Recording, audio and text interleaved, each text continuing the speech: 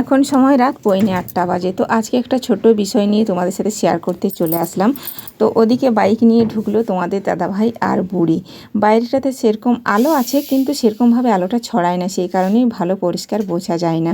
তো বুড়ি আর তোমাদের দাদাভাই কোথায় গিয়েছিল জানো? বাবা মেয়ে মিলে ওরা গিয়েছিল আজ একটু ঝাড়গ্রাম জেলায়, সেখানে একটু দরকারি কাজের জন্য। দরকারি কাজটা কি, তো সেটাই তোমাদের সাথে শেয়ার করব, আগেই বলেছি। তো বুড়ি হস্তলেখা প্রতিযোগিতায় নাম অংশগ্রহণ করেছিল, সেইখানে গিয়েছিল পরীক্ষা দিতে। পরীক্ষায় বলতে গেলে অ্যাকচুয়ালি আগে জমা দিয়েছিল হস্তলেখা, তো সেইখানে লিস্টে নাম বেরিয়েছিল। 1200 খাতা জমা পড়েছিল, তার থেকে 25 জনের নাম নেওয়া হয়। তো সেই 25 জনের মধ্যে বুড়িয়ে পড়েছিল। তো সেটার আজ ফাইনাল হলো, সেখানে গিয়েছিল ফাইনাল দিতে। তো সেখান থেকে বুড়ি কিছু নিয়ে এসেছে, দেখতেই পাচ্ছ, একটা সার্টিফিকেট আর একটা, ওটাকে কি বলে, পদক না লকেট না কি বলে জানি না, যাই হোক আমি পদক বলেই চালিয়ে দিলাম। তো বাবাই সেটা বারবার দেখছে উল্টে পাল্টে, এই দেখো। তো ওর ইচ্ছে হচ্ছে যে একবার গলায় পরবো আমি, কিন্তু সেটা আবার তো লজ্জারও বিষয় আছে, তাই না? অনেক সময় বাবাইয়ের অনেক লজ্জা থাকে। তো সেই কারণে দেখো বাবাই ধরে নিয়ে ক্যামেরার পিছন দিকে গেল। দেখতে পাচ্ছ এখন ফাঁকা, ক্যামেরার সামনে কেউই নেই। তো ওই দিকে গিয়ে বাবাই পড়ছে, সেটা দেখছে কেমন হয় পরে দেখতে। দেখো পড়া হয়ে গেল, আবার এদিকে নিয়ে চলে আসলো ক্যামেরার সামনে, আর ব্যাগটা এদিকে বারবার খোলার চেষ্টা করছে, আর ওদিকে বুড়িকেও খেয়াল দিচ্ছে সে আসছে কিনা।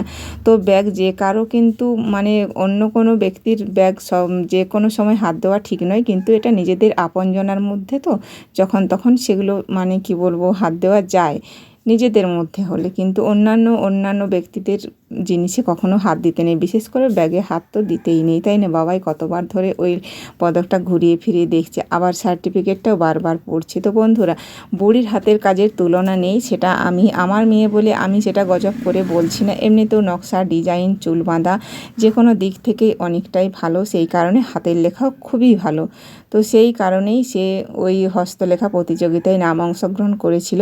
তো ফাইনালে এখন সে কি হয়েছে সেটা তোমাদের অবশ্যই তো বলবো। তো বুড়ি হচ্ছে গ বিভাগের স্থান অধিকার করেছে, সেটা হচ্ছে প্রথম, দ্বিতীয়, তৃতীয় স্থান অধিকার করেছে। তো সেখান থেকে কে পুরস্কৃত হবে সেটা এখনও জানা নেই, তবে এখন সার্টিফিকেট আর ওই লকেট দিয়েই মানে সান্ত্বনা দেওয়া হয়েছে।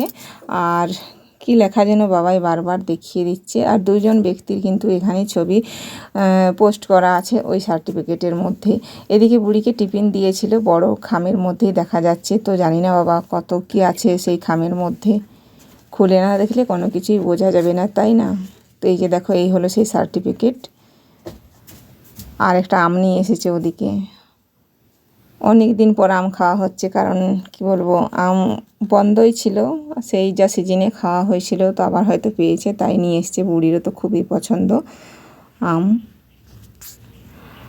এদিকে বাবাই টিফিনটা নিয়ে এখন মনে হচ্ছে ওর ভাগ্য করেই ছিল, মানে ওর ভাগেই এটা আছে, সেই কারণেই দেখো মানে এখন খুলছে। তো দেখা যাক টিফিনে কী সব দিয়েছে। বাবাই কত খুশি, কারণ এমনিতে তো ক্যান্টিনের খাবার খেতে বাবাই খুব পছন্দ করে।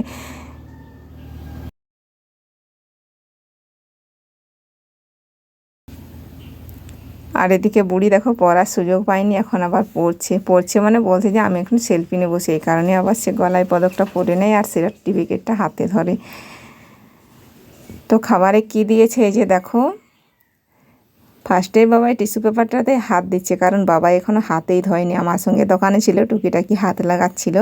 এদিকে মিষ্টি একটা আছে, সেটাও ক্যারি ব্যাগের মধ্যে। এদিকে মনে হয় আলুর দম, ঘুগনি মোটেও নয়, কারণ মটরের ভাগ দেখাই যাচ্ছে না। আর ওদিকে লুচি তো নয়, বাবারে কি বড় বড়। এদিকে একটা ভেজিটেবল চপও দিয়েছে, আর ডাল পুরি, এটা লুচি নয়, ভিতরে ডাল পুরি দেখা যাচ্ছে, তো এটা ডাল পুরি। তো যাই হোক বন্ধুরা, এই ছোট্ট ভিডিও তোমাদের কেমন লাগলো জানিও, সবাইকে টাটা।